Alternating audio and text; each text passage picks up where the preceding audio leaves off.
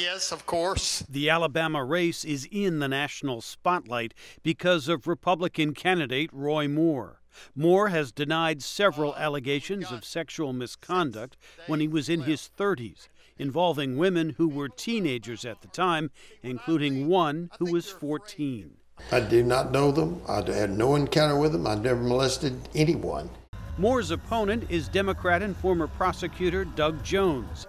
Jones says the accusations make Moore unfit to serve in the Senate.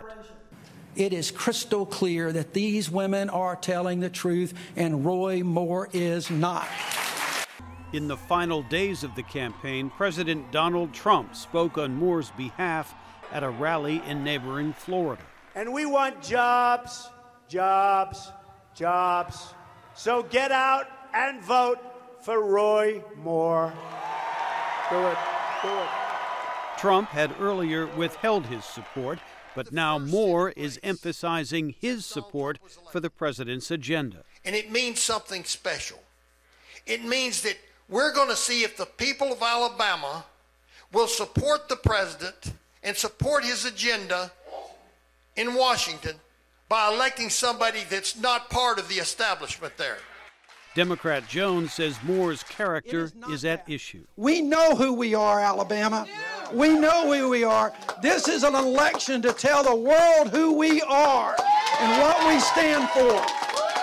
Several Senate Republicans have called on Moore to quit the race, including Majority Leader Mitch McConnell. If he were to be elected, he would immediately have an ethics committee case, and the committee would take a look at the situation and give us advice.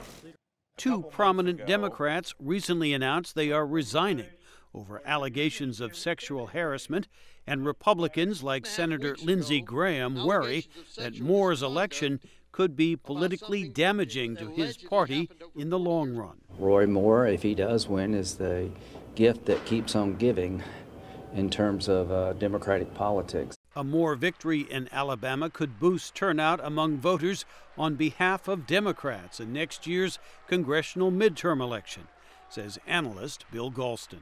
Their outrage has been squared or cubed by recent events. And if Roy Moore is elected to the Senate, you could expect that level of outrage to go even higher. The outcome of the race could affect the balance of power in the Senate, where Republicans hold a narrow 52 to 48 seat edge. Jim Malone, VOA News, Washington.